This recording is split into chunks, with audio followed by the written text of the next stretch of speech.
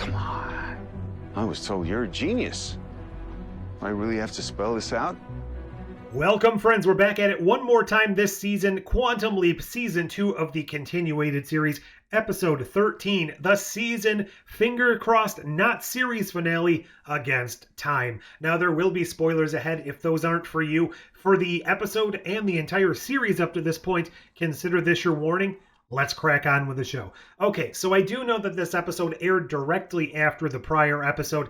I decided to watch them in a vacuum, kind of give my thoughts on the last episode, not knowing where it was going, and that was kind of a double-edged sword. It allowed me the fun theorizing time. However, because by the time I did that theorizing for the next episode, it had aired, it kind of fell a little flat, or potentially fell a little flat, because a lot of my theories were already out there for the world to see. But I was correct. The Gideon reveal starts this episode. It was probably no surprise to a lot of people that he turned out to be Hannah's son, the actual child of Josh and Hannah in the past. My other theory from a few episodes ago that her son might actually be with Ben while he was inhabiting the body, because the timing almost worked out, didn't come to pass, and I'm actually kind of glad that didn't happen based on a lot of the emotional baggage we dealt with in this episode. I guess it could in the future be brought to pass, but I'm glad they didn't go with it here. So that is really the running through line of this entire episode.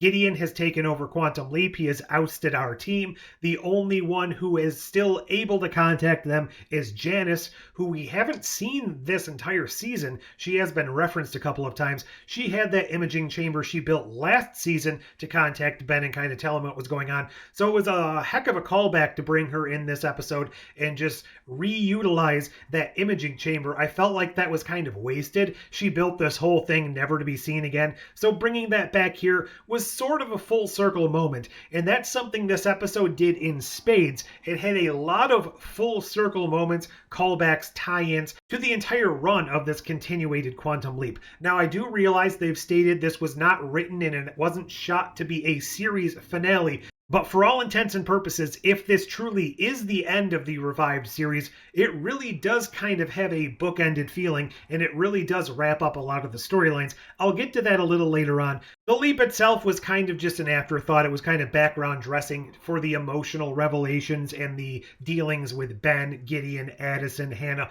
all of that stuff. The leap was inconsequential, so they didn't put a lot of work into it. However, it did turn out to be very beneficial to Ben himself, leaping into somebody with a race car. And that leads me to something. The 1970s must have been a wildly different time, because Ben, no license whatsoever, takes this race car out onto the main roads. No license plate. It's a race car. He's driving way above the speed limit.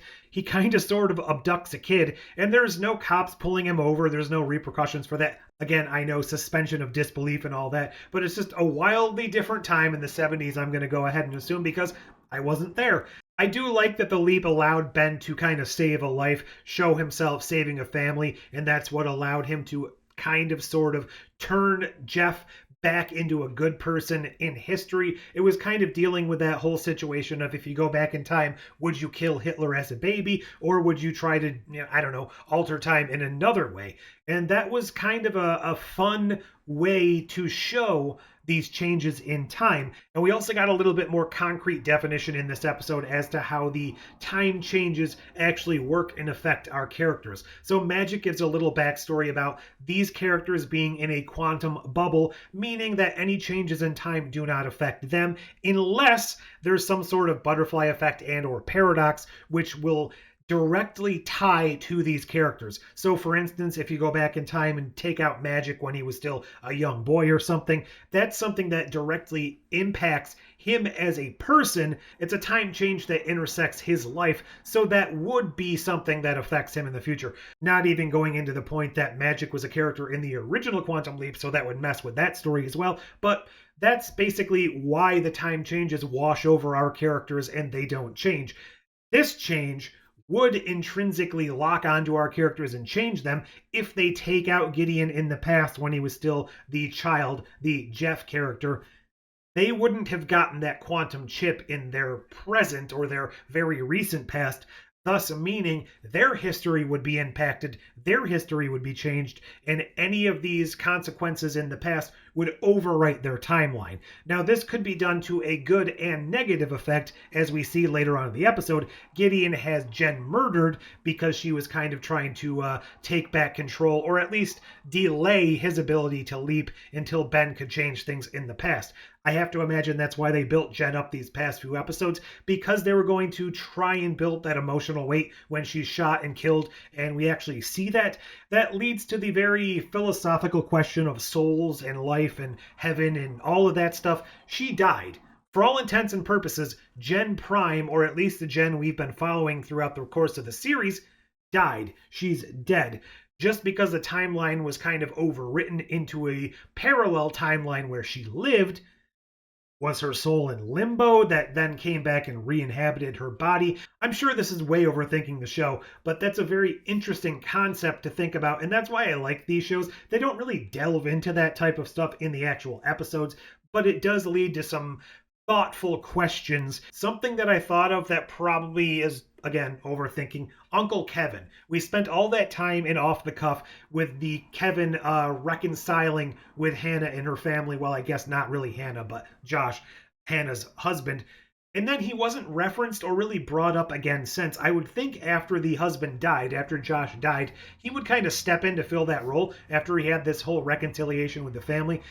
Maybe they couldn't get him for more than a one episode thing. Maybe that would have kind of complicated the story they were trying to tell. I was just kind of wondering where he was in the whole family situation after that. The paradox of the quantum chip, we kind of see after things are changed in the past. Ben shows Jeff when he was a kid that helping people is actually beneficial. We have this great scene with Ben where he's like, my mom died when I was 15. I never knew my dad. The woman I love is kind of lost to me forever. I've lost literally everything, but I still choose to do what's good in the past to help other people not have to deal with that pain. That seems to be the grand plan behind why Ben is the one leaping around, because he is this good soul in him or something. He is kind of good, and he tries to impart that in Jeffrey so that he never goes on to become the Gideon persona with all of these twisted ideals and all of this hate and revenge, which created Gideon out of the ashes of Jeffrey.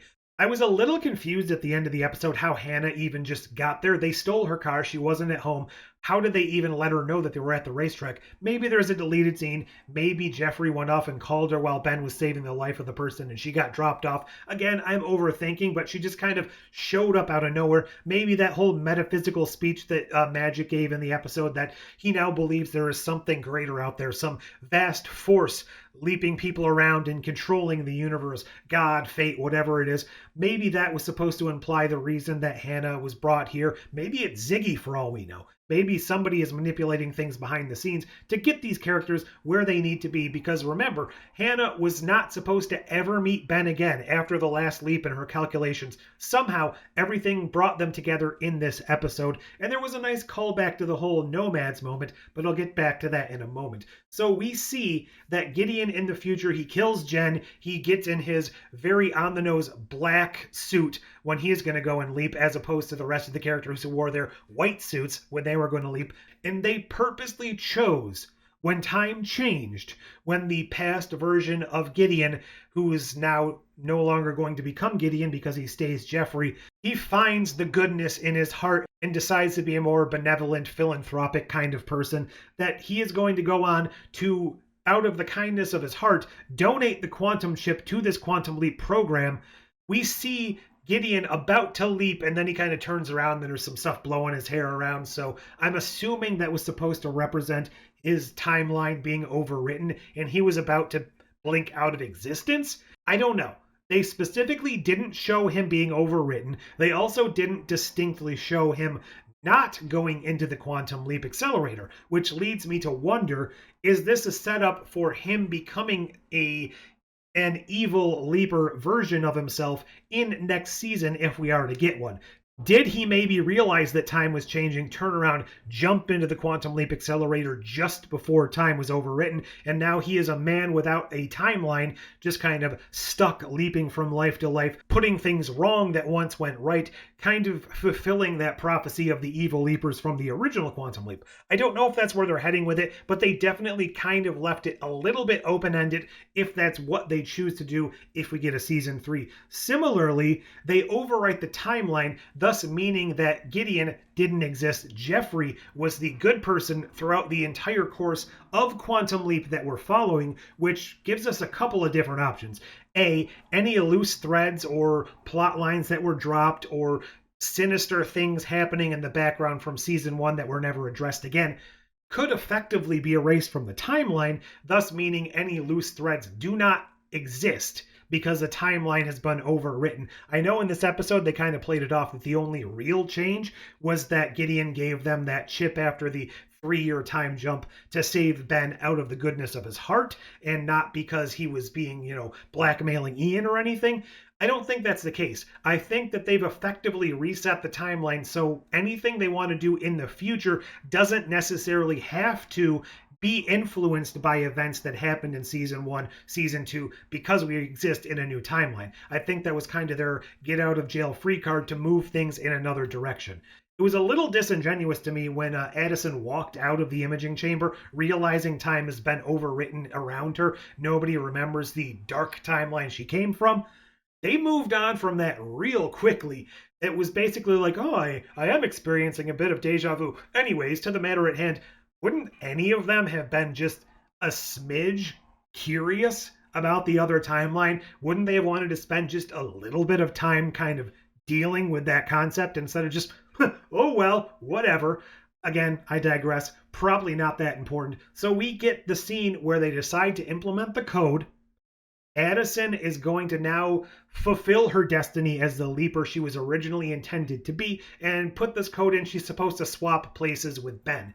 Turns out that's not the case. At the very end of the episode, we get this very lovely reunion scene, a physical reunion between Ben and Addison, sort of. So they're both in the same space in the late 30s or the early 40s, it looks like, with a bomb going off, maybe wartime, I'm not certain. But they get to physically touch for the first time. Here's the thing, though.